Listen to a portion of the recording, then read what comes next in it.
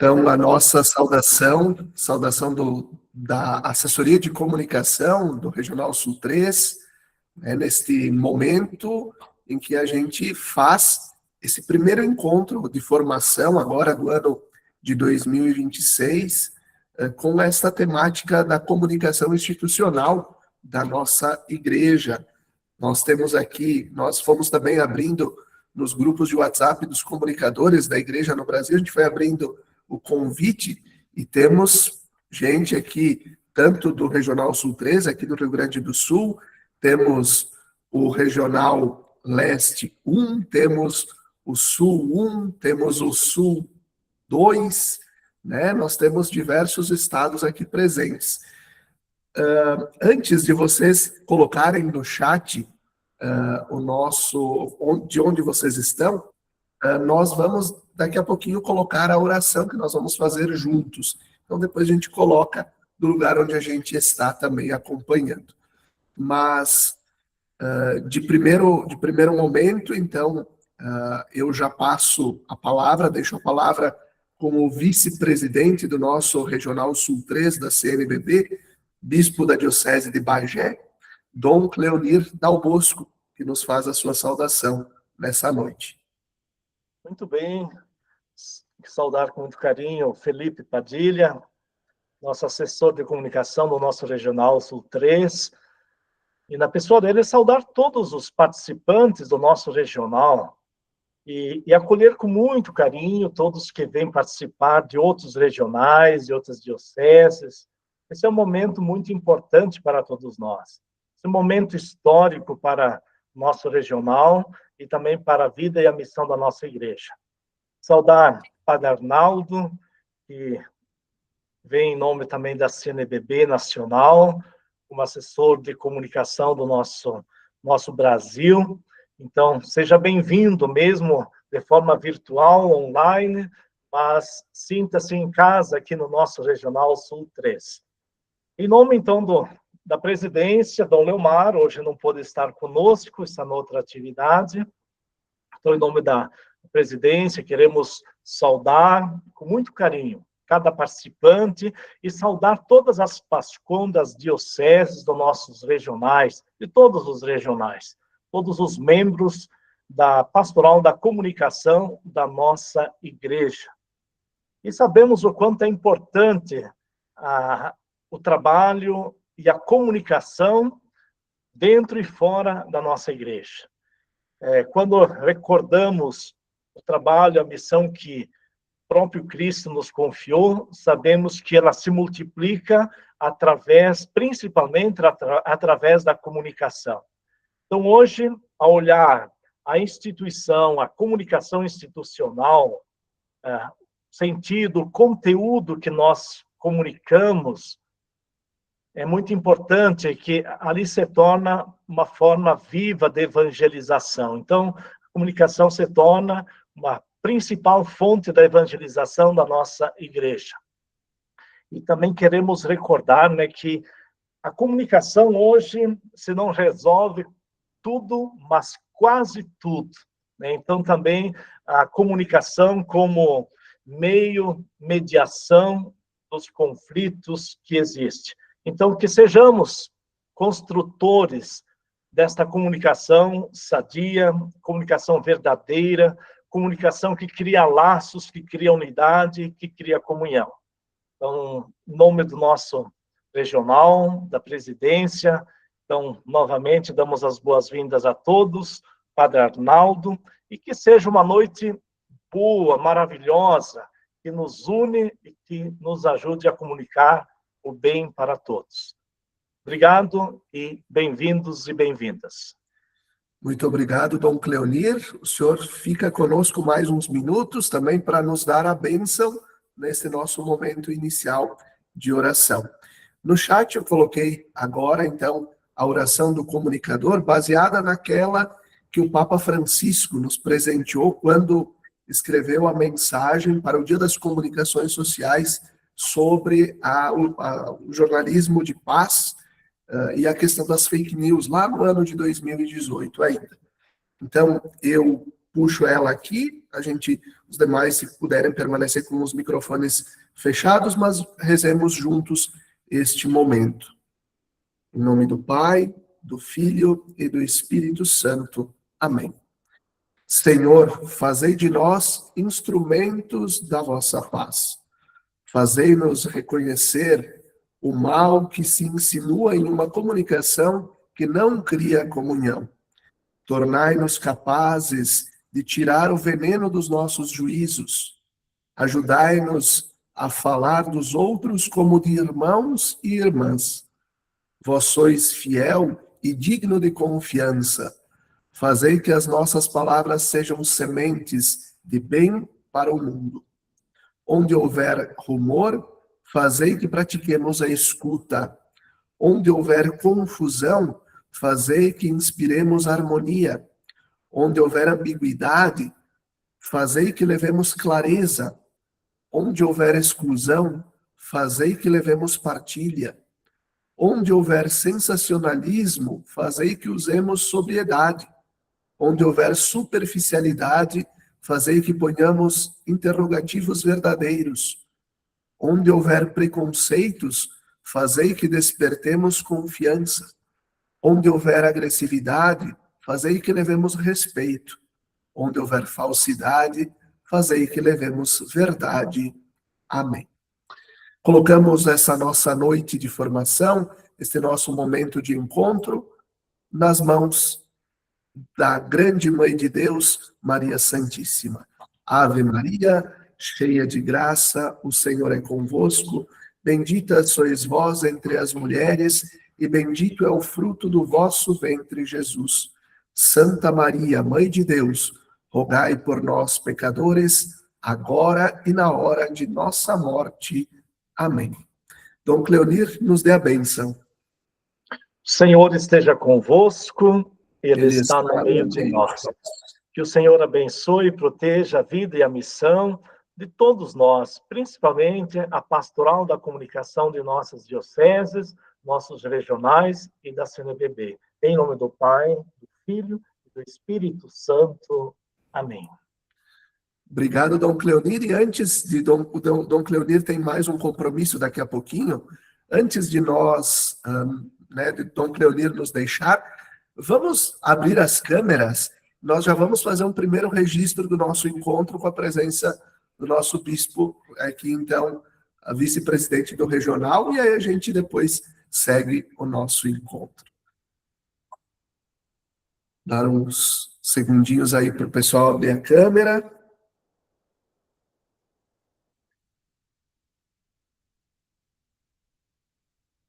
Só um segundinho.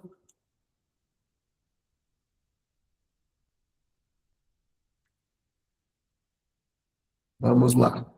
Todo mundo sorrindo. 3, 2, 1.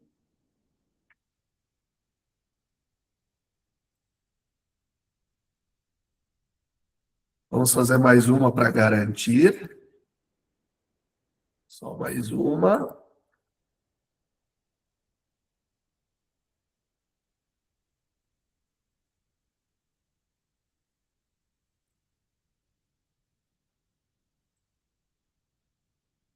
Pronto, estamos todos. Muito bom.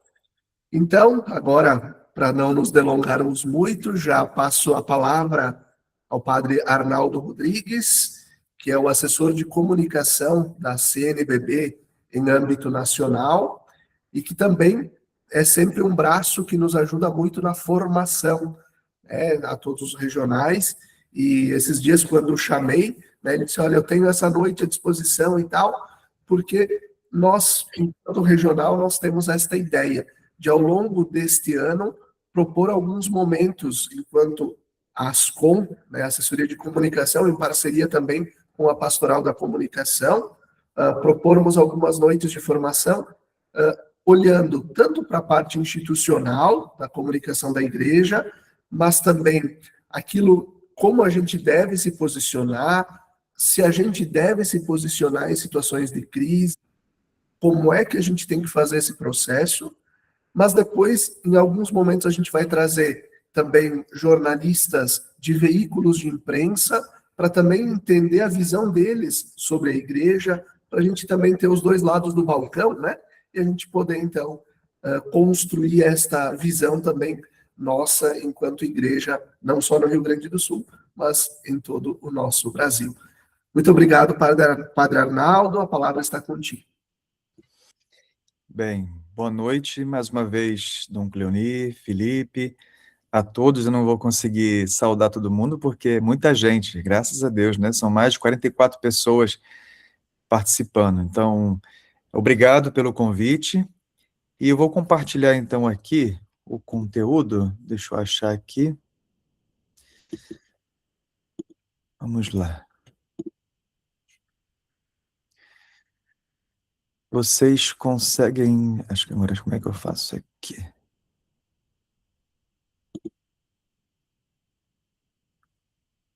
Só um minutinho. Eu preciso agora colocar aqui para o modo de apresentação. Peraí.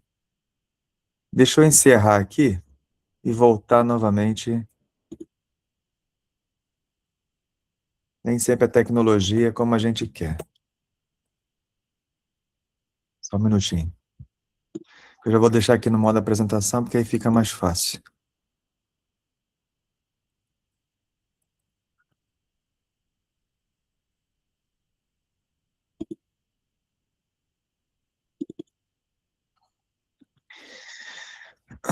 Meu Deus. Só um instantinho, tá, pessoal?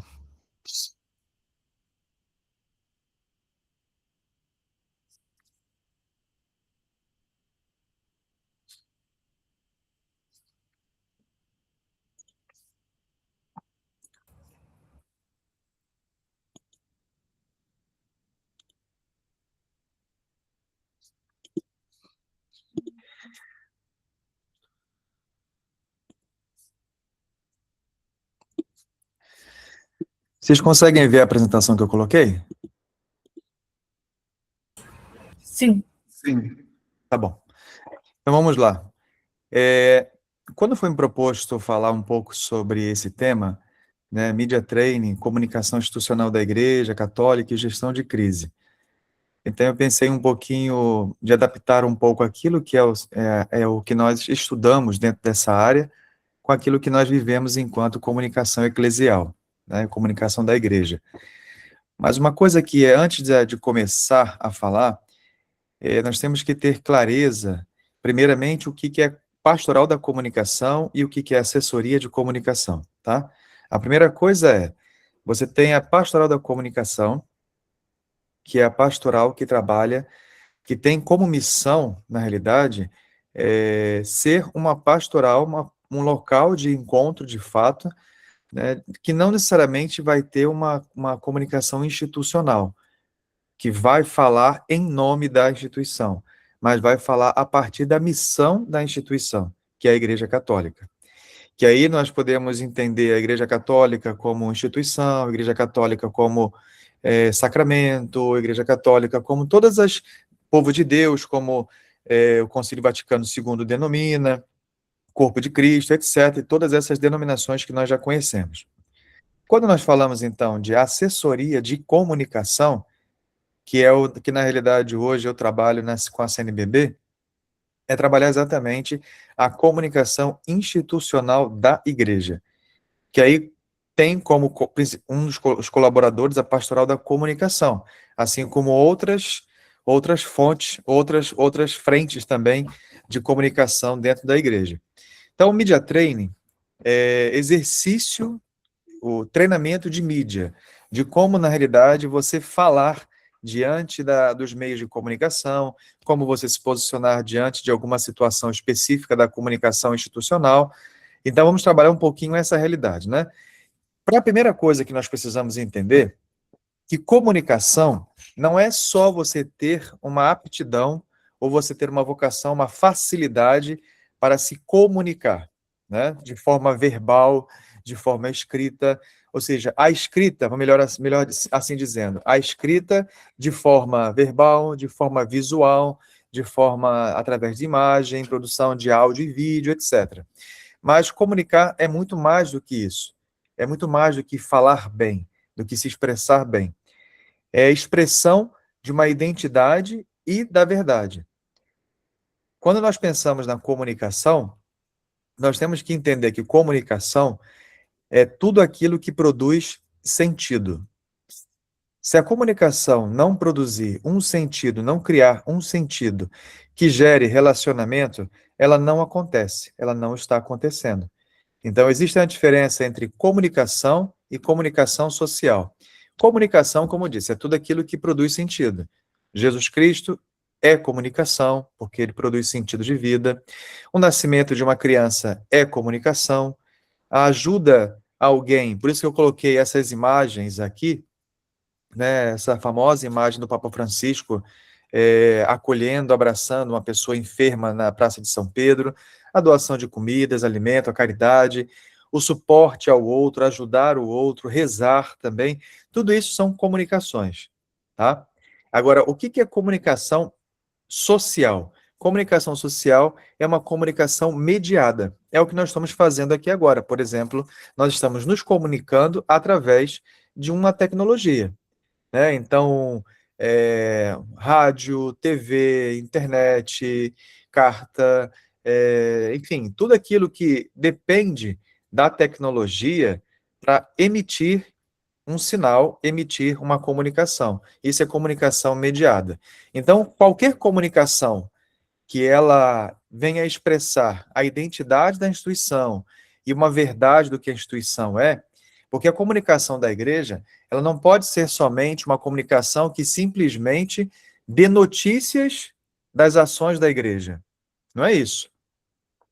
Porque isso é muito fácil você fazer. É só você fazer uma agenda daquilo que a igreja faz e você começa a divulgar. Embora nós precisamos ainda melhorar muito, todos nós, de essa divulgação daquilo que nós fazemos, o que a igreja faz. Mas tudo aquilo que nós fizermos enquanto comunicação, ela tem que mostrar qual é a identidade da minha instituição. Quando uma empresa como Coca-Cola faz uma comunicação, quando a gente pensa, por exemplo, na Coca-Cola, vamos lá, não estou fazendo uma propaganda, não estou ganhando nada por isso não, tá? Mas se a gente pensa, quando a gente vem na cabeça a Coca-Cola, o que imediatamente vem na nossa cabeça, né? Na minha cabeça vem, primeiro, aquele barulhinho que você abre a latinha, né? Ou a garrafinha de vidro, que é a melhor que tem. No meu caso aqui no Rio, eu lembro da praia, lembro do calor. E aí eu lembro que Coca-Cola, normalmente, você nunca toma quando você está sozinho. Você está com alguém da família, você está com algum amigo, você está com um amigo, você está em algum tipo de reunião. Ou seja, a identidade dessa instituição é mostrar que as coisas acontecem no coletivo, em comum, naquilo que são os prazeres mais simples e cotidianos. Então, essa é a identidade. Quando nós pensamos numa igreja católica, qual é a identidade dessa igreja? Qual é a identidade dessa instituição? Então, é a caridade, é a oração, é o encontro, que o Papa Francisco falava tanto, né? Isso, inclusive, sobre a teologia do encontro. Então, quando a gente pensa nesse estilo de comunicação da nossa instituição, a gente tem que pensar isso. E esse tem um impacto institucional, pastoral e social. E aí, nós temos que recordar que a base da nossa comunicação, primeiramente, vamos recordar aqui o documento Intermirífica, né? Que fala sobre a importância dos meios de comunicação. Certamente, se eu perguntar aqui, todos já leram o documento Intermirífica. Certamente todos já conhecem o documento Intermirífica, que é o decreto conciliar, logo, é um dos primeiros documentos do concílio que fala sobre a comunicação. Embora a igreja, né, os papas, o CELAM, né, a Igreja Católica no Brasil, já fala da comunicação de forma sistemática bem antes. Se você pegar documentos do CELAM de 1955, do primeiro encontro no Rio de Janeiro, você vai ver lá que já tem documentos, citações, textos, motivando e incentivando a Igreja Católica a trabalhar a comunicação de forma mais estruturada, utilizando os meios tecnológicos. Então, você tem o Intermirífica, você tem a Evangelii Gaudium, né, que é um documento do Papa Francisco, que fala a comunicação como esse encontro. E aí, nós temos, então, a comunicação que é proximidade, clareza e testemunho. Quando você pensa numa comunicação institucional, resumindo um pouco essa realidade, proximidade, clareza e testemunho, nós podemos falar de duas coisas importantes: empatia e linguagem. Quando você fala de proximidade e testemunho, você está falando de sermos uma comunicação empática, aonde as pessoas se identifiquem. Nós não podemos esquecer que cristianismo é relação. Ou seja, o cristianismo nasce de uma relação, de uma empatia de Deus, né, com as pessoas. Nós estamos vendo exatamente isso nesses últimos domingos, por exemplo, da Quaresma, né, os milagres, ou seja, Deus que olha, Deus que toma iniciativa, e o ser humano que tem como resposta essa empatia, se identifica com a palavra de Cristo, se identifica com a mensagem que ele traz, se identifica com os atos, com o testemunho que ele faz. E aí nós temos, então, empatia e clareza. Então, quando você fala de clareza, nós estamos falando aqui de um estilo de linguagem que acompanha a nossa realidade. Não só acompanha a nossa realidade, mas acompanha também o modo como a nossa contemporaneidade, a nossa realidade se expressa. E aí entender, por exemplo, que quando nós trabalhamos com as redes sociais, por exemplo, de que forma nós nos comunicamos, de que forma nós escrevemos, de que forma nós conhecemos as linguagens atuais que os jovens, os adolescentes usam, né? Que é esse grande desafio que nós temos da cultura digital, os desafios são velocidade, que o desafio é reflexão. Como fazer reflexão, como se refletir dentro de um ambiente onde a velocidade é o parâmetro. Emoção que ocupa o local da verdade. Verdade aqui eu entendo como razão, né? Razão, reflexão, pensamento crítico, aquilo que de fato é a verdade, que muitas vezes é substituído pelas respostas passionais, as respostas emotivas, ou seja, a emoção. E as narrativas, que muitas das vezes substituem os fatos. Aquilo que é fato é obscurecido, muitas das vezes, dominado pelas melhores narrativas. Então, esses são desafios que, enquanto uma comunicação institucional, nós precisamos aprender a como, de fato, interagir com essa realidade e como, de fato, precisamos trabalhar com essas realidades, né?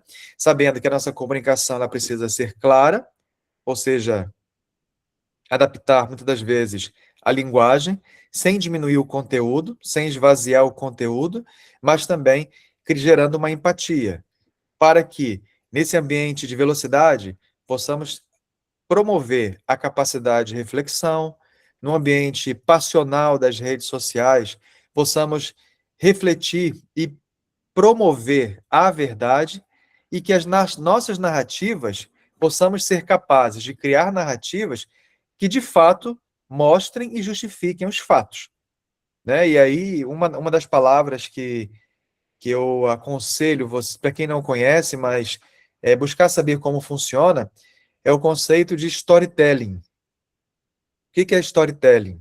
Storytelling é você aprender a criar histórias, aprender a contar histórias. Não são as histórias da carochinha, né? Mas como nós pegamos um fato da nossa instituição e aprendemos a narrar esse fato de forma também atraente, de forma convincente e de forma que gere essa empatia. E aí, dentro do Media Training, o que é o Media Training? O Media Training é uma preparação para os porta-vozes de uma instituição. Ou seja, quando nós temos um porta-voz, e não necessariamente pode ser um único porta-voz, né? Porque, por exemplo, a CNBB ela possui várias comissões. Dentre essas comissões, cada comissão é um tema específico. Você tem a comissão de comunicação de liturgia, a comissão sócio-transformadora, você tem a comissão para a Amazônia, etc. Então, não necessariamente a CNBB precisa ter um único porta-voz. Ela pode, mediante ao assunto, mediante aquilo que for falado, ela pode escolher uma pessoa para ser o porta-voz naquele momento para falar sobre aquele assunto. Mas, normalmente, o porta-voz de uma diocese, por exemplo, de uma instituição como a nossa, específica, a Igreja Católica, normalmente os principais porta-vozes são os bispos, os padres, assessores de comunicação e algum representante institucional que a igreja, que a diocese vai escolher, vai eleger para determinados assuntos, né? Então, mas os bispos, os padres e os assessores de comunicação sempre serão porta-vozes por natureza dessa instituição, da diocese. Por quê? Porque como a nossa instituição, ela, sobretudo no Brasil, que é um país muito católico, tem a imagem do clérigo, a imagem como uma figura institucional. Então, por ser uma figura institucional, o que ele falar, muitas das vezes, por mais que ele não seja constituído oficialmente como um porta-voz, instituído, provisionado pelo bispo, mas quando um padre fala, normalmente ele é entendido como uma palavra oficial da igreja, bem como o bispo.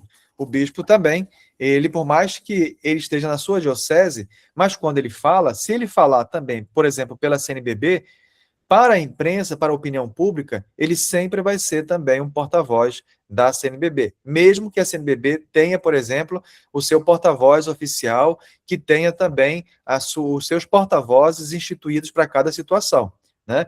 E o porta-voz, o media training, o que ele vai fazer? Ele vai ajudar, vai preparar o porta-voz para falar com clareza, segurança e muita coerência diante da imprensa, diante da mídia. Exatamente para que ele possa falar com tranquilidade, com serenidade e principalmente com, vamos dizer assim, eu diria uma palavra um pouco mais mercadológica, com um pouco mais de sagacidade diante da imprensa. Enquanto instituição, né, enquanto comunicadores, como porta-voz, nós nunca podemos ter medo da imprensa. Pelo contrário, nós temos que nos colocar numa situação até porque, da nossa instituição, nós somos os entes que, de uma certa forma, têm mais domínio sobre o assunto, né? Então, somos nós que sabemos mais o assunto. Mas também é preciso aprender também de que forma transmitir esse conteúdo, quando perguntado, quando falado, dependendo do assunto que for falado, né? Ou seja, não basta saber. E aí, dependendo do assunto, teologia, direito canônico, filosofia, liturgia, ou tantas outras coisas, moral, caridade, etc. Mas é preciso também saber se comunicar, saber como falar, que tipo de palavras adequadas, o que falar e, muitas das vezes, dependendo da situação, o que não falar, né? Então, isso é muito importante diante dessa realidade. E aí, quais são os princípios gerais de um media training? É claro que o media training você faz através de exercício, não vai dar, não tem como fazer um tipo de exercício agora, porque não por causa das técnicas, mas também por causa do tempo, né? Um exercício de media training, alguns exercícios você leva mais de 1 hora para você exercitar, né? Porque não é somente você aplicar um exercício, você aplica, você observa, você avalia, e você comenta, e você novamente reaplica aquilo ali, né? Por exemplo, alguns exercícios, o uso de caneta, o uso de para treinar a fonética, muitas das vezes para tranquilizar e segurar, às vezes, o nervosismo. Então, existem várias técnicas que nós podemos utilizar, por exemplo, alguns exercícios de respiração, por exemplo, porque numa entrevista você não pode transparecer, sobretudo se for uma situação delicada, se for uma situação de crise, você não pode transparecer nervosismo, você não pode transparecer que você está com medo, você não pode gaguejar quando você estiver falando, porque isso demonstra um pouco de nervosismo, e quem está muito nervoso é sinal que está escondendo alguma coisa.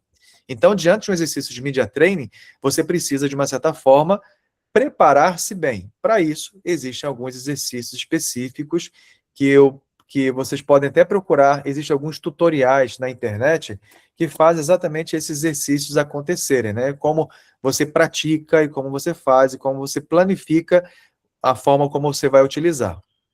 Mas os princípios fundamentais de um exercício de media training, ele passa por clareza, ou seja, uma linguagem simples, não muito técnica. E aí existe uma autora que eu aconselho vocês a procurarem um pouco, chama-se Eloísa Fischer, tá? O nome dela é Eloísa Fischer. Essa autora, essa pesquisadora, essa estudiosa no Brasil, ela é excelente. Essa pesquisadora, essa desenvolveu a metodologia que é o método da linguagem simples. O que é o método da linguagem simples? O método da linguagem simples não é você simplesmente tornar simplória a nossa comunicação, ou simplificar demais. Nós podemos confundir e achar que é você tornar um pouco tornar raso o nosso discurso, não é isso. Mas o método da linguagem simples é você tornar acessível o conteúdo que você quer transmitir para o público específico que você quer falar. Se você vai falar para um grupo de padres, né, para um grupo do clero, bispos e tal, você pode utilizar palavras específicas da igreja, porque são palavras da nossa natureza e do nosso cotidiano.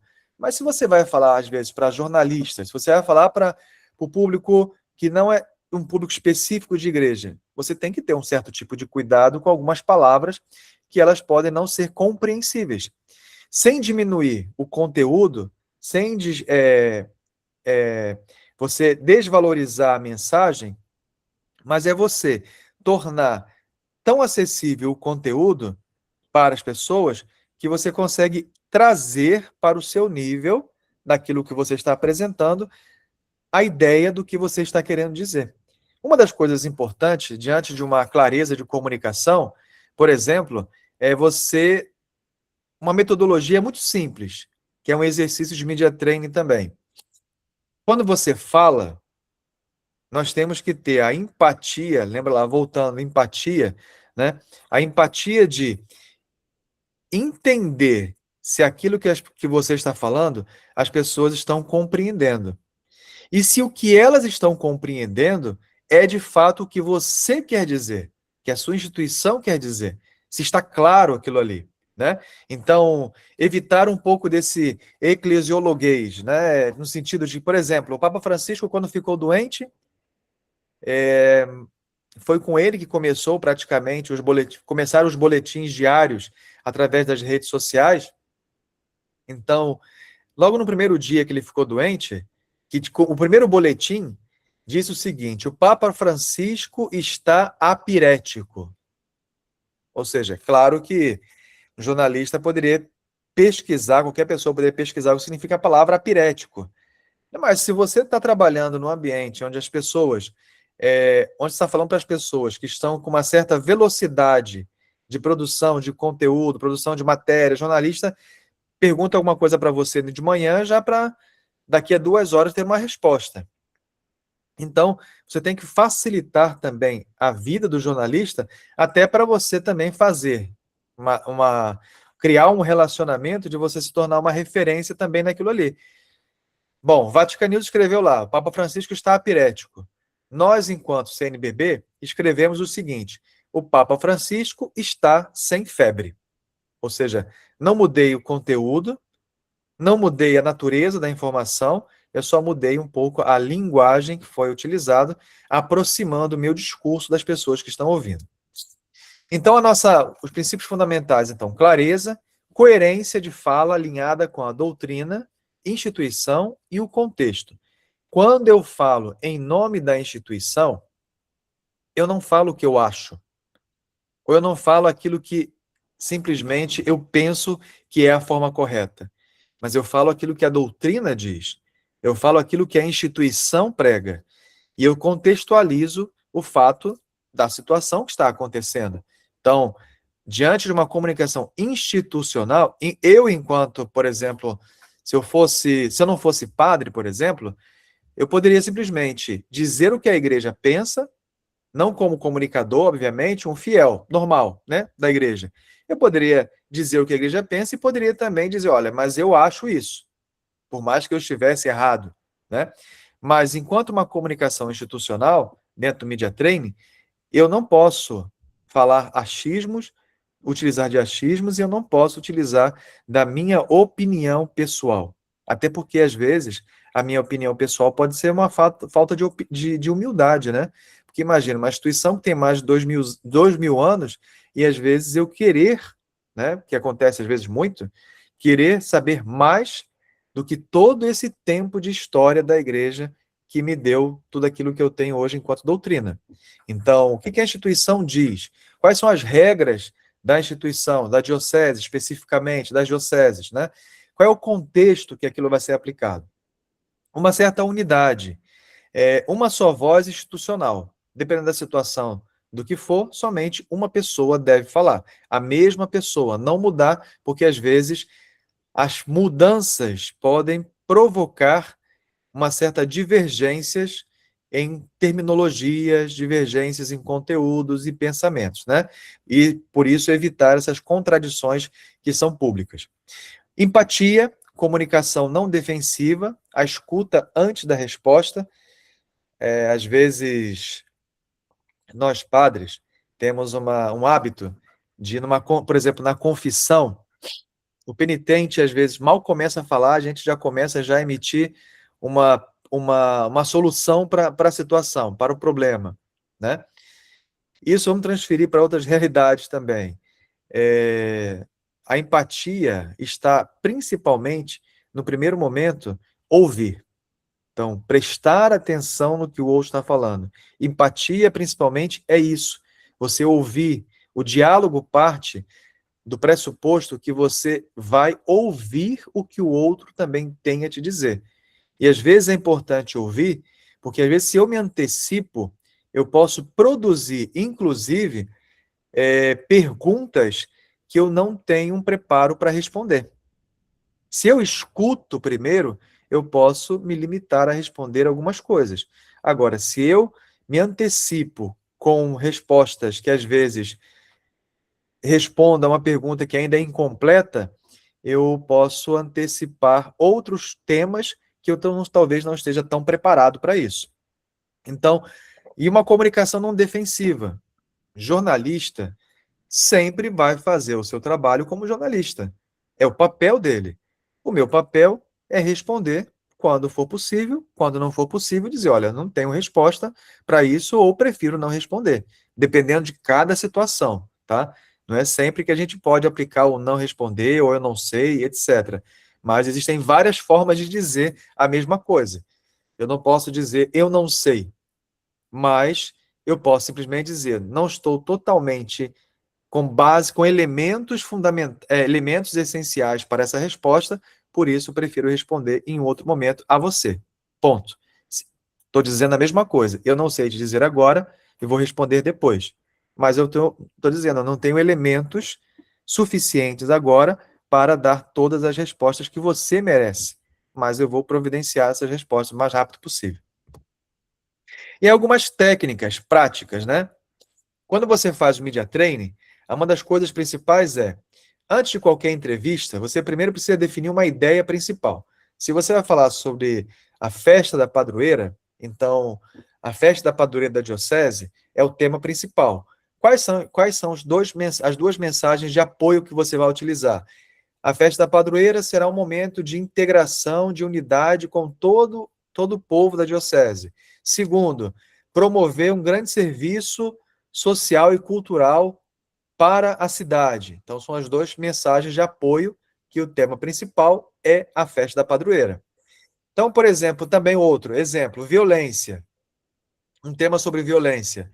A igreja promove a paz, ela está próxima das vítimas, trabalha por transformação social, né? Então, no Media Training, eu tenho essa preparação.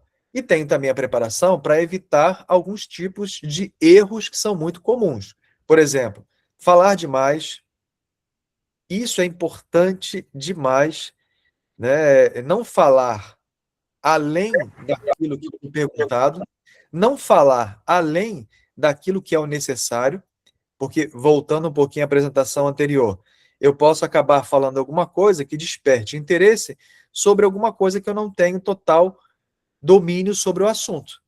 Se eu vou falar sobre o tema da violência, eu não vou falar que a violência é algum tema que envolva outro tema, né, que não seja violência, que pode trazer perguntas que eu não tenho dados suficientes para responder aquilo ali.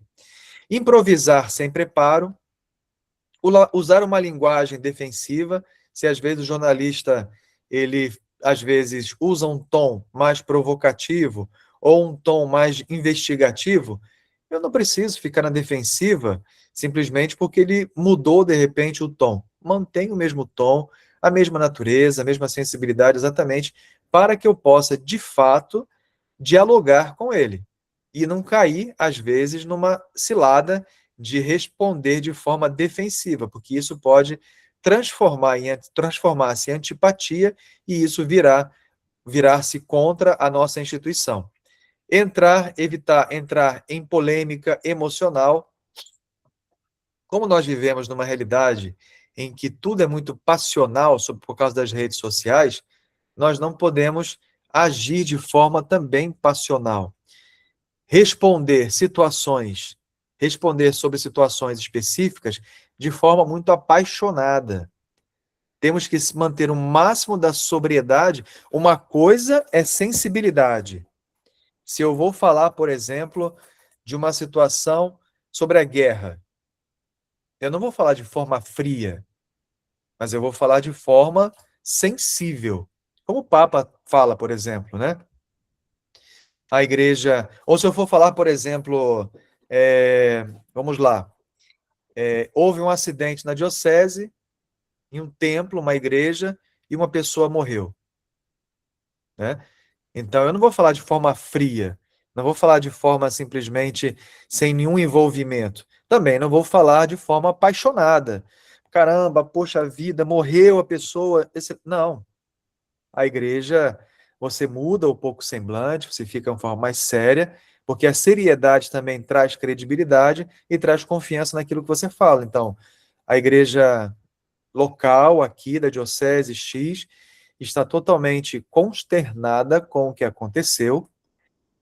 Nós estamos acompanhando, verificando o motivo do acidente, do que aconteceu, mas, acima de tudo, nós estamos muito tristes com o óbito da pessoa específica, né?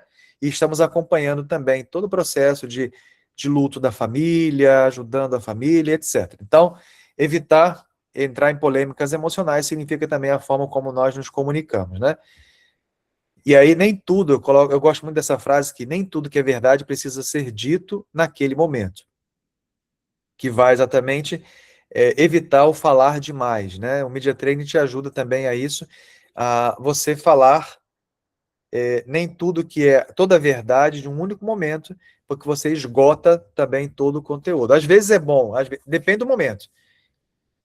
Às vezes o momento em que você precisa falar tudo, mas tem momento que você tem que falar apenas aquilo que é específico para aquele momento. E aí nós entramos na gestão de crise, né?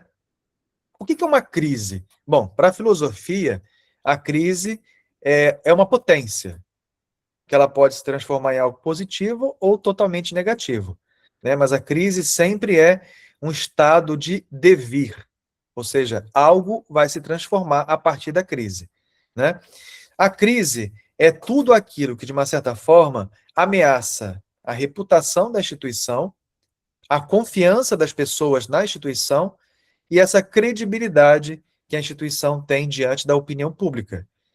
Se isso se compromete, não é somente a imagem da instituição, mas é pensar, por exemplo, que uma instituição como a nossa vive da caridade.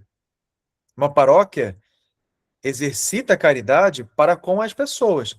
Então, se você tem uma instituição que está com a credibilidade comprometida, é óbvio que a ajuda ela começa também a diminuir. Então, impacta não só a instituição física, mas impacta também a vida de outras pessoas. Então, quando a gente trabalha a crise, a gente tem que lembrar exatamente que é esse cuidado, né, o combate à crise, a gestão de crise, está exatamente nessa manutenção, né, e gestão da reputação, da imagem da instituição. Só que a crise, aqui eu coloquei a imagem do vulcão, né, já explodindo, pegando fogo, já destruindo tudo, mas só que a crise, ela não começa especificamente com a crise. Ela começa, muitas das vezes, com os problemas que estão em torno. Se o problema não é resolvido, se não se busca um problema, aquilo pode se tornar uma crise, né?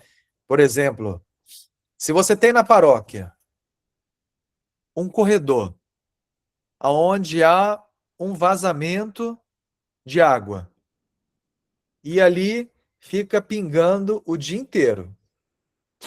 Aparentemente, é só um pouco de água que está pingando. Então você tem um problema ali, né? Um problema hidráulico. Só que de que forma isso pode se transformar numa crise?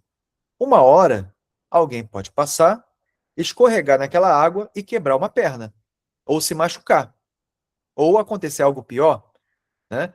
Aquela tubulação não resistir, se arrebentar e cair em cima de alguém, ou danificar ainda mais um patrimônio. Então aí você tem uma crise. Mas a gente sempre lembrar que lá atrás, quando você tinha um problema, você poderia ter tratado aquele problema antes de virar uma crise. Então, se eu tenho lá um local que está pingando, minha primeira atividade, vou isolar aquele pedaço ali e vou chamar um encanador para poder resolver aquilo ali. Resolveu? Beleza. Liberou, agora tranquilidade, o problema é resolvido. A crise é uma coisa que normalmente ela pode acontecer, né? Mas se eu tenho uma gestão dos problemas que podem acontecer, né, eu tenho que estar preparado sempre. A crise, às vezes, dependendo da situação, ela sempre vai acontecer. A questão, qual é a diferença principal? Se eu estou preparado para a crise. Isso é o mais importante, né? Se eu tenho um plano de crise, uma situação específica, se eu trabalho, por exemplo, numa escola, que tipo de crise poderia acontecer? Assédio moral de professor, assédio sexual de professor, uma criança se machucar, um pai, uma mãe agredir um funcionário do colégio, uma falência do colégio. Então, são todas situações que podem acontecer no âmbito de um colégio.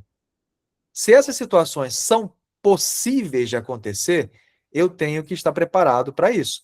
Então, se eu tenho, por exemplo, um assédio sexual de parte de um professor para um aluno, que tipo de ação eu poderia ter de estar preparado para que, se isso acontecer, nota, qual procedimento vai fazer, ouvidoria, etc. e tal. Então, ou seja, eu tenho que olhar a minha realidade e tenho que mapear e dizer, olha, quais são as possíveis crises que podem acontecer ali dentro. A partir daí, eu desenvolvo planos para responder. E torcer, obviamente, para que não aconteça, observar, monitorar para que não aconteça, mas se acontecer, eu tenho já alguma coisa, porque quando se tem uma crise, a velocidade é o fator mais importante nas nossas ações. É o que vai fazer a diferença, é a velocidade que você vai agir, tá?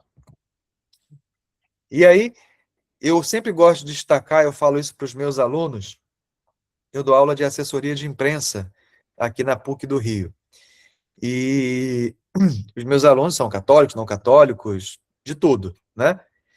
E aí eu sempre falo para eles que na opinião pública, tudo às vezes vira tema, né? Vira polêmica. Mas existem 3 temas, sobretudo no Brasil, que são muito comuns de ter um interesse maior, de maior interesse na opinião pública: futebol, política e religião. São 3 temas que sempre, quando acontece algo, são temas que têm uma relevância e acaba tomando uma projeção maior. Então, é só para que a gente saiba, né, que tudo aquilo que diz respeito à igreja, de uma certa forma, chama atenção. Cores, porque a igreja tem ritos próprios, a igreja tem o estilo, a igreja tem a única instituição, a instituição mais antiga do mundo, e etc. Tem todos os estereótipos que são criados, tem todo o folclore criado em cima da imagem da igreja, da instituição, tem todo o histórico também de escândalos e tantas outras coisas, né? Então, são temas que, de fato, em todos esses daí, a gente tem temas sensíveis, né? Que acabam também trazendo interesse da opinião pública. E aí a gente pensa o seguinte, né? Quais são os tipos de crises que podem acontecer na igreja, né? Moral, escândalos, institucional, decisões às vezes polêmicas, que geram polêmicas naquilo que foi decidido, midiáticas, narrativas distorcidas, né? E crises também digital, que pode acontecer também dentro do nosso ambiente digital. Um exemplo para vocês, quando eu era ainda assessor de imprensa aqui da Arquidiocese do Rio de Janeiro, eu estava voltando de Aparecida do Norte, de carro, e aí era um dia de muita chuva. E aí, de repente, eu recebo uma ligação do cardeal, né, do arcebispo. E ele me perguntando o seguinte, se eu havia transferido ele de diocese. Eu falei assim, olha, senhor cardeal, eu não tenho essa autoridade para fazer isso, né? Mas por quê? Ele, veja as redes sociais da arquidiocese. Eu tinha um colaborador, né, que trabalhava nas redes sociais, e ele pegou uma foto do cardeal, de um contexto diferente, ele pegou um texto, uma frase, ele queria falar sobre a proximidade do cardeal, do arcebispo com a diocese, o carinho do bispo, etc. e tal, mas a frase que ele utilizou, com a imagem que ele utilizou, dava a entender que o bispo estava se despedindo da diocese, que ele estava sendo transferido. Então, olha só a problemática digital que aconteceu. Nunciatura entrou em contato com o arcebispo, se havia sido comunicado alguma coisa para ele. Outros bispos do Brasil entraram em contato para dar parabéns, perguntar para onde, povo ligando para o bispo, chorando que ele estava sendo transferido. O clero também não foi informado. Percebe que, às vezes, um pequeno erro de narrativa pode gerar um desgaste imenso, né? Imagina, a imprensa... por que o Rio de Janeiro, às vezes, é complicado? Porque você tem o principal sistema de comunicação aqui no meio da diocese, que é a Globo.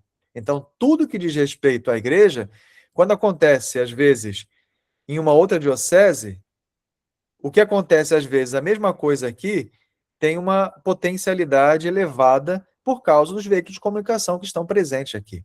Então, percebe que, às vezes, o tipo de crise é gerado até mesmo dentro da própria instituição, por nós mesmos, dependendo da narrativa que são feitas, né? Vamos lá, deixa eu passar aqui. Acho que... E quais são os princípios, então, da gestão da crise? Gestão de crise. A primeira coisa, é importantíssimo, numa diocese, numa instituição, a criação de um comitê de crise. Por que um comitê de crise? Porque o comitê de crise é o que vai ajudar a refletir sobre a prevenção da crise ou a gestão, se ela acontecer, né? E quem forma o comitê de crise? Por exemplo, se é um hospital, quem deve formar o comitê de crise? O diretor do hospital, um médico responsável, alguém da comunicação, o responsável da comunicação, alguém do jurídico, alguém do econômico e alguém da área, talvez, da psicologia, da sociologia, porque você vai trabalhar com o ser humano, você vai trabalhar com a sensibilidade humana, etc., né?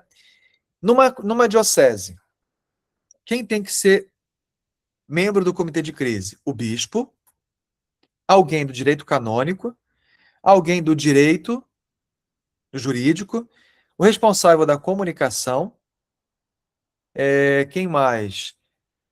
Alguém da área do economato da diocese, porque se você for processado, tiver que pagar, essa pessoa tem que estar ali, né? E dependendo da situação específica, houve um escândalo econômico. Tem que ter alguém ligado a essa área também, para essa situação específica. Houve algum problema estrutural da diocese. Alguém dessa área também tem que pertencer, naquele momento, ao comitê de crise. Existe o comitê de crise fixo, que vai ser sempre acionado quando precisa, e existem as pessoas provisórias que elas vão ser incluídas dentro desse comitê para aquela situação específica e depois elas saem, tá? Mas sempre tem aquele grupo específico. Um outro princípio da gestão de crise, rapidez. O silêncio comunica e muitas vezes prejudica. Então, a velocidade como que você age é muito importante. A verdade, nunca mentir. Transparência, e é uma transparência progressiva. Nunca, diante da imprensa ou diante de qualquer situação, de qualquer público específico, não pode mentir. Eu não preciso dizer toda a verdade naquele momento, mas eu também não posso mentir, porque depois se descobre a mentira, né, automaticamente isso se torna muito mais difícil de fazer a gestão. E a mentira, obviamente, não faz parte da nossa instituição, né, não é da nossa natureza. Responsabilidade. Nunca transferir a culpa. Nunca assumir sempre uma posição institucional. Né? Eu não posso, por exemplo, num pronunciamento, eu dizer o que a diocese pensa, mas dizer para um jornalista que eu diria diferente, mas eu tenho que dizer isso. Não, eu tenho que assumir a posição institucional. Se eu sou o porta-voz, se eu sou a pessoa que estou falando, eu tenho que, do início ao fim, assumir essa responsabilidade daquilo que é o posicionamento da instituição. Depois, uma humanidade, especialmente em casos envolvendo dor, né? Se você tem vítimas naquilo que é a crise, então você tem que ser solidário a essa pessoa, em primeiro lugar. Você pode até dizer que você está investigando, mas de imediato você tem que ser solidário à vítima se foi comprovado de fato que há uma vítima, né? Por isso, atenção também às terminologias. Se há um processo, por exemplo, de julgamento em andamento, eu não posso dizer já que tem uma vítima e que tem um acusado ou uma acusada. Eu tenho que dizer, eu tenho que ter cuidado com o que eu falo, porque aqui eu vou ter uma suposta vítima e um suposto acusado, quando eu tenho que fazer algum tipo de pronunciamento, algum tipo de comunicado, né? Um caso específico que aconteceu aqui no Rio tem 2 semanas, na PUC do Rio. Uma adolescente pegou um ônibus e do outro lado do ônibus tinha um jovem que cometeu 2 crimes. Um, assédio sexual, e outro, atentado ao pudor. E essa menina, o que ela fez? Ela estava fora da PUC, ela não era aluna da PUC, mas ela fez uma postagem, postou o vídeo desse rapaz, com atos obscenos, né, para ela, e marcou dizendo, é um aluno da PUC. Bom, e todas as pessoas que repostavam, marcavam jornais como Globo, Band, Jovem Pan, para que isso tornasse uma proporção maior. Imediatamente isso viralizou de uma forma muito grande. Então, nosso comitê de crise agiu de forma imediata, né? Mas qual é a atenção aqui? Nós não podíamos dizer que pelo vídeo, de fato, parecia um dos nossos alunos, né? Mas eu não poderia dizer, de fato, naquele momento, que era aquele aluno da PUC, por 2 motivos. Primeiro, porque se eu errasse, por 3 motivos, na realidade, né? Porque se eu errasse, eu poderia depois sofrer um processo. Segundo, esse rapaz, que de repente não é a pessoa que todo mundo achava que era, poderia ser penalizado socialmente. Já houveram casos de pessoas que foram linchadas, né, nos bairros, e eram pessoas que foram confundidas. E terceiro, né, a minha instituição não é a instituição autorizada para fazer esse tipo de investigação. Isso tem que ser enviado imediatamente para a polícia, que é a instituição específica que vai comprovar se aquela pessoa de fato é o acusado, se é de fato aquela pessoa que estão dizendo que é, né? Então, percebe que a gente... E aí a gente, obviamente, eu tenho que utilizar todo um tipo de linguagem específica, eu tenho que fazer um comunicado progressivo, né? Eu vou dizer uma nota, e aí, mediante os desdobramentos que vão acontecendo, a imprensa vai perguntando qual é a atualização da faculdade em relação a isso. E fomos fazendo a atualização à medida que sabíamos as respostas dos órgãos competentes. E não houve nenhum impacto negativo com a universidade. Não haveria, mas se nós não tivéssemos, até porque não aconteceu dentro do espaço da PUC, a PUC não é responsável por aquilo que acontece, a universidade não é responsável por aquilo que acontece fora do âmbito da universidade, com o aluno da universidade, mas envolveu o nome da universidade, então nós temos que fazer uma gestão rápida, né? Então, cuidado com as terminologias que nós utilizamos, porque senão nós podemos colocar uma suposta vítima de fato em vítima e um suposto acusado de fato em acusado, sem de fato ter uma resposta precisa dos órgãos competentes sobre aquilo ali. E a estrutura de uma resposta, quando você precisa, então, de fato, se desculpar porque foi comprovado que você é culpado, ou que a sua instituição, alguém da sua instituição é culpado, né? Primeiro, reconhecer. Por exemplo, tomamos conhecimento do fato.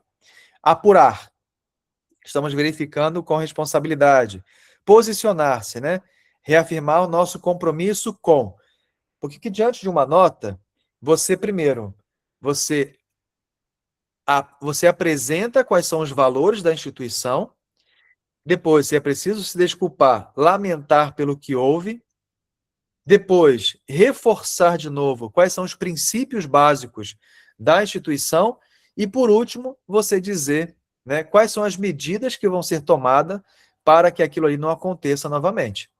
Porque, na verdade, quando você faz um pedido de desculpas público, as pessoas querem ouvir o desculpa, desculpe-me, né, pelo que houve, e as pessoas querem saber o que você vai fazer para que não aconteça novamente. E é o que não fazer, né? Negar sem algum tipo de apuração, demorar para responder, contradizer algumas versões ou falar emocionadamente. Então, esses são alguns pontos que a gente tem que evitar diante de alguns pronunciamentos. A crise no digital, ela fez com que tudo fosse acelerado, né? Então, a velocidade é maior que a verdade, como eu falei anteriormente. As narrativas se formam antes dos fatos, né? E o print vira prova. Então, às vezes, uma narrativa diante de uma realidade, de um fato, se torna ainda mais importante, se torna mais relevante, se torna a única verdade comunicada. Por isso que dentro do digital hoje, é muito importante termos noção de que a velocidade, de fato, é um fator essencial dentro da gestão de crise, né? Então, lembrando que comunicação é missão, não é somente um acessório. Se nós continuarmos a pensar que comunicação é apenas utilização de aparelhos eletrônicos, nós vamos continuar instrumentalizando a comunicação. E aí, eu vou falar uma crítica muito comum que a pastoral da comunicação faz, né? Que a pastoral da comunicação sempre, muitas das vezes, reclama da falta de apoio dos padres, da falta de apoio da igreja em alguns momentos, mas nós temos que entender também o seguinte, que muitas das vezes nós utilizamos a comunicação, a pastoral da comunicação, apenas como um caminho de utilização de aparelhos tecnológicos, ou seja, uma comunicação instrumentalizada. Só fazer postagem, só fazer transmissão, só fazer matéria, tirar fotos, não é só isso. Isso é a parte objetiva prática, né?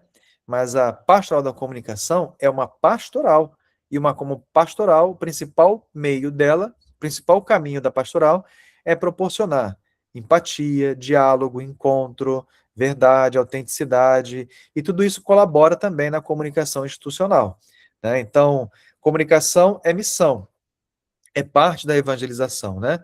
O porta-voz não representa a si mesmo. Jamais um porta-voz pode falar simplesmente o que acha ou o que pensa. Ele sempre tem que falar, ele representa a instituição, representa a igreja. Então, ele tem que falar aquilo que foi acordado e aquilo que diz a instituição. Imaginemos que um gestor, um porta-voz de uma Coca-Cola da vida, diz sobre a Coca-Cola, mas diz, eu prefiro tomar Pepsi.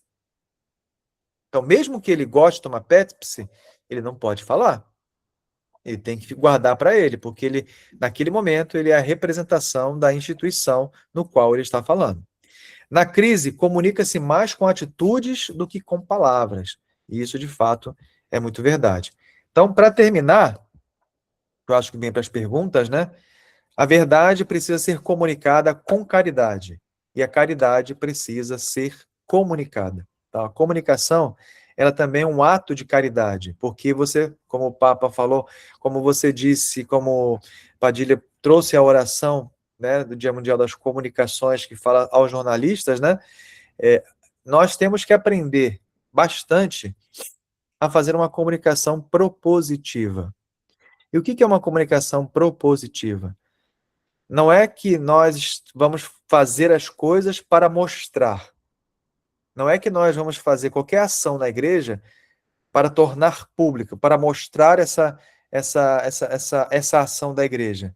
Mas hoje, nós temos que ter consciência que eu não faço para mostrar, mas eu tenho que mostrar praticamente tudo aquilo que eu faço, né? Então, pensar um pouco nessa realidade, né? Que a comunicação, ela é uma caridade, a verdade é uma caridade, passa pelos nossos atos, pelos nossos gestos, né? Pelo nosso testemunho, e nós precisamos, com caridade, de forma empática, através do diálogo, de forma propositiva, não somente reativa, apresentar essa comunicação. Bom, encerro aqui essa apresentação. Acho que... Não sei se foi, peraí. Muito obrigado, Padre Arnaldo. Bela formação. Acho que isso nos ajuda não só aos assessores de comunicação, mas também aos agentes da PASCOM que estão aqui a também compreenderem a sua missão e a sua função também na paróquia e nas dioceses, porque temos também no Regional Sul 3 situações de dioceses que não têm assessoria de comunicação, que na organização diocesana, quem fala muitas vezes em nome da diocese acaba sendo o coordenador da PASCOM, né, junto Sim, com claro. o bispo, o vigário-geral, enfim. Aqui apareceram algumas perguntas, então, PASCOM Rosário Campo Limpo. Dúvida. Querido padre, o comitê de crise é estabelecido preferencialmente a nível de diocese ou também é possível a nível paroquial? É possível fazer a nível paroquial também, mas tem que levar em consideração que se acontece alguma crise na paróquia, a palavra final sempre é da diocese, sempre do bispo, né? Então, se tem um comitê de crise na paróquia, então esse comitê de crise tem que ter uma ligação também com o comitê de crise, se não tem na diocese, mas tem que ter uma certa ligação também com o bispo. O bispo precisa saber que existe, né? Caso aconteça alguma coisa. Mas, de certa forma, pode ser criado na paróquia e isso vai auxiliar o pároco se houver alguma necessidade, né? Então, uma prevenção pode auxiliar o padre, inclusive, numa prevenção de qualquer tipo de coisa. Porque o que o comitê de crise faz? O comitê de crise ele faz um mapeamento da instituição, da região, se é paroquial ou se é diocesano, e levanta também, apresenta ao padre ou bispo, por exemplo, se é diocesano ou se é paroquial, ele apresenta quais são os possíveis problemas que podem acontecer. E se isso acontecer, quais são as possíveis alternativas que podem ser realizadas, né? Então, pode sim, pode ser feito através também um comitê de crise paroquial também. Perfeito. Eu coloquei aqui no chat, se alguém quiser escrever. Aqui, então, a Najasca diz: pode retomar para a gente a parte do que não fazer? Eu posso fazer o seguinte, eu posso passar também o conteúdo, algumas coisas para vocês, né? Porque é muita coisa que não pode fazer, né? Mas a primeira coisa é negligenciar um problema. Acho que o primeiro ato até porque, por exemplo, algumas iniciativas, elas vão ser diferentes da sua região do que para a minha região, né? De repente, um problema que você tem, pode ser diferente do meu. Então, a primeira coisa é o seguinte: o primeiro ato é nunca negligenciar, né, ou dizer isso não vai acontecer comigo. Se você tem, por exemplo, catequistas, por que não poderia ter uma acusação de assédio moral? Poderia ter, pode ter, né? Se você tem o padre, nós já conhecemos tantos casos que já houveram de escândalos. Pode acontecer? Pode acontecer. Então, o fato é que diante de situações, ou até mesmo de leigos, né? Pode chegar também algum tipo de acusação de um fato que não é verdade, ou seja, um falso testemunho. Pode acontecer? Pode acontecer. Onde tem ser humano, pode acontecer problemas, né? Não acontecem problemas em cemitérios, porque ali ninguém mais dá problema. Mas aonde tem ser humano, pode acontecer problemas. Então, o primeiro ato que a gente pode fazer é sempre pensar o seguinte: sempre observar a situação, a realidade, não negligenciar e agir e não agir de forma lenta. Um outro caso que eu lembrar para vocês é o seguinte: aconteceu uma vez também na PUC, aqui do Rio, uma aula magna, né, uma aula inaugural, em que foi chamado o presidente do Supremo Tribunal Federal, que na época era o ministro Barroso. E aí a aula era no dia 8 de março. Né? O que é o dia 8 de março? Dia da mulher, certo? A aula magna, a aula inaugural, foi no Pilotis da PUC. Para quem não conhece, o Pilotis da PUC foi espaço, durante a ditadura militar, durante tantos momentos, de um palanque, né, não institucional, mas qualquer movimento que você fizesse ali, ganhava uma reverberação nacional. Você quer fazer alguma coisa que dê notícia, faça no Pilotis da PUC do Rio, para a gente aqui, né? Então, nesse dia que teve a aula dele, ele tinham todos os veículos de comunicação do Brasil, nacionais e internacionais, que é o presidente do Supremo, né? E a maioria do público era um público feminino. E o tema dele era para falar sobre educação, inteligência artificial e legislação. Só que nos 2 primeiros minutos de fala, ele abordou o tema do aborto e deu a entender que precisava ser revisto no Brasil essa situação do aborto. Eu lembro até hoje, em 2 minutos e 38 segundos, aquilo já estava circulando a nível nacional, aquela fala. Mas qual foi o problema? Se ele tivesse falado na UERJ, na Estácio, na SPM, na UFRJ, não teria nenhum problema. Mas o problema é que ele falou em uma universidade católica, como a PUC. Então, o nosso trabalho, aí nós tínhamos mensagens que chegavam de pessoas favoráveis, bispos do Brasil inteiro perguntando como que isso pode acontecer na Universidade Católica, pessoas do Brasil todo também falando como isso podia acontecer, e aí depois você tinha que fazer uma nota para justificar. Mas como é que você faz uma nota para criticar a fala do presidente do Supremo? Como é que você vai comprar briga com o presidente do Supremo? Então, percebe que são dados muito sensíveis e, graças a Deus, ele era esperto, né? Esperto, então ele sabia que nós não poderíamos não falar sobre aquilo ali. Nós tínhamos que falar sobre aquilo ali. Mas cada palavra foi escolhida com muito cuidado. Eu mesmo falei com ele, olha, o senhor sabe que a gente precisa falar sobre isso, eu quero mostrar o texto que nós vamos falar. Esse é o texto que nós vamos falar. Tudo bem para o senhor?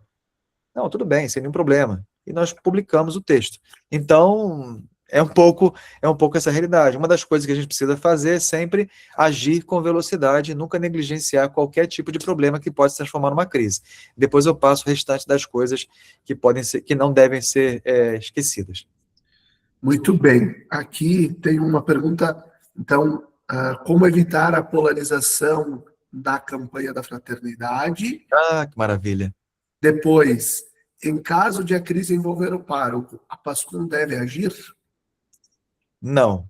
Nesse caso, se acontece uma crise que envolva o pároco, quem tem que agir é o órgão competente.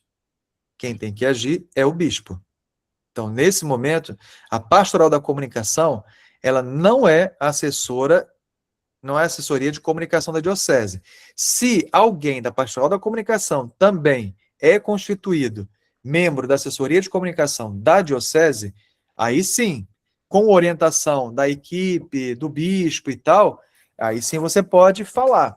Mas se não é, a pastoral da comunicação não pode nem dizer que é verdade, nem vir em defesa, nem fazer nada. A pastoral da comunicação continua trabalhando a sua pastoral da comunicação dentro da paróquia com as outras pastorais, né? Não cabe à pastoral da comunicação fazer um pronunciamento oficial em nome da paróquia, porque quando você fala, a gente não pode esquecer que a paróquia é uma filial da diocese. Então, quem tem que responder é igual um banco.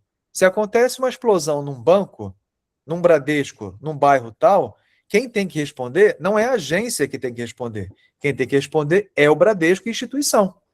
Então, a mesma coisa acontece na igreja. Se acontece alguma coisa na paróquia que se torna algo que comprometa, uma coisa é explodir um cano na paróquia, né? Aí o padre fala e tal, aí a PASCOM pode ajudar, dizendo, ó, as pessoas, o padre está tomando as devidas precauções, tal, os cuidados, evitem passar por ali, porque tem vai começar uma obra, então durante esses dias o sistema de água vai ficar comprometido, etc. Isso é uma coisa prática da vida da paróquia.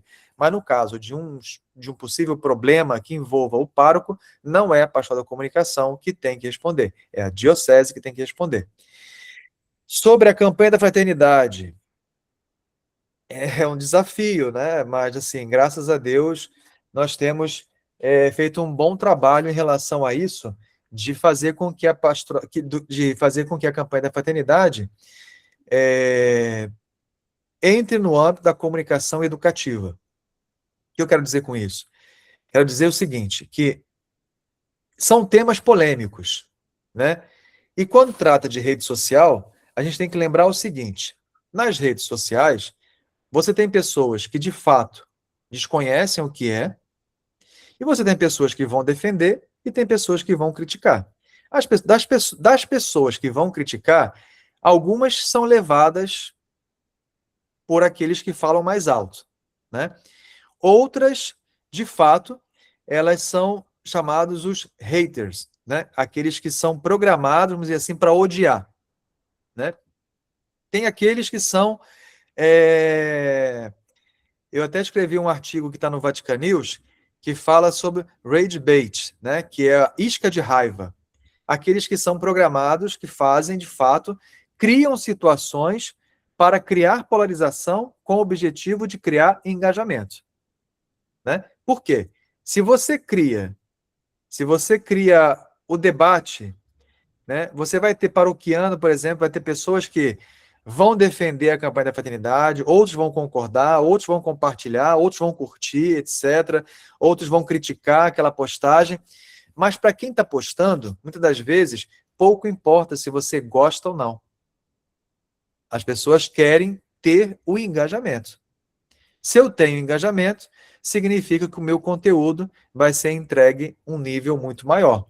E se o meu conteúdo é entregue num nível muito maior, o que vai acontecer? Eu tenho mais possibilidades de ter mais seguidores. Se eu aumento a minha quantidade de seguidores, lá na frente, eu posso começar a vender um curso, eu posso começar a vender um livro.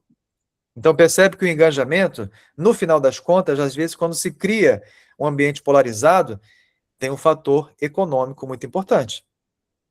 Então, da nossa parte, nós temos que ter um cuidado para não ceder a essa tentação de reagir por impulso. E quando a gente acaba reagindo por impulso, num ambiente polarizado, a gente acaba colaborando, de fato, para a polarização ser eficaz para quem está criando a polarização. No caso da campanha da fraternidade, o que nós fizemos? Nós fizemos nós sabemos que existem, inclusive, os robôs e tal. Não adianta você falar para essas pessoas. Eu tenho que falar para as pessoas que estão aqui no meio, que às vezes não sabem de fato o que é a campanha da fraternidade. Então, eu tenho que explicar para elas. Então, a minha comunicação não é uma comunicação agressiva de defesa, né? Lembra que eu falei? Não ser defensivo, mas a minha comunicação é de proporcionar, de fato, clareza, conhecimento, explicar o que é, mostrar que não é que existe campanha. Se vocês observarem as últimas postagens, porque nós temos as doações agora domingo, né? Se vocês olharem as postagens da CNBB atuais, o que nós estamos fazendo? Nós estamos colocando falas dos padres da patrística, dos papas, dos santos sobre caridade, né? Para mostrar o seguinte, que não é uma ideologia, mas é parte essencial da instituição. Se a instituição não fizer caridade, né, ela não é a igreja. Claro que em algum momento houve, talvez, algum discurso, alguma fala que foi ideologizada, mas hoje o nosso trabalho é bem diferente, né? No sentido de quê? De que nós pegamos aquilo que é o essencial e mostramos, de fato, o que é a campanha da fraternidade. Porque, às vezes, por isso uma das coisas, voltando lá, o que não se deve fazer, é ficar calado, às vezes, né? Porque quando você não fala, isso é muito comum. Quando a gente pensa em media training, a gente pensa em estratégia de comunicação, quando você não fala, alguém vai falar por você ou vai falar no seu lugar. E, de repente, essas pessoas não são as mais apropriadas, não são as mais adequadas institucionalmente para falar sobre você. Padre Arnaldo, mais 2 perguntas e depois a gente encerra. Então, a Fernanda, a Ascom da CNBB pensa em elaborar um diretório, subsídio ou manual para auxiliar as dioceses.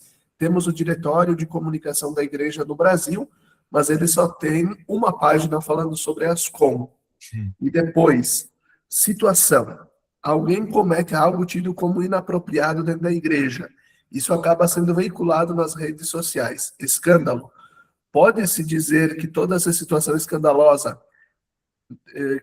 toda situação escandalosa deve ser feita uma nota de desculpa ou explicativa por causa da velocidade para não se interpretar uma forma de cumplicidade, ou fazer uma nota deve ser repensado antes?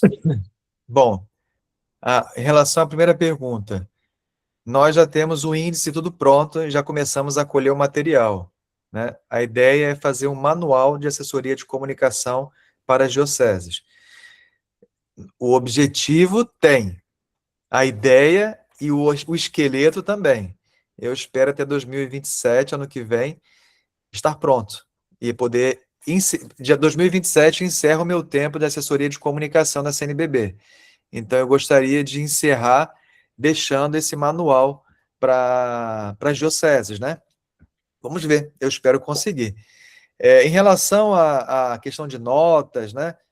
Tudo tem que ser ponderado, tem que ser visto, né? Porque às vezes nem sempre uma nota oficialmente precisa ser feita. Às vezes, basta uma postagem nas redes sociais, um comunicado, já é o suficiente, né?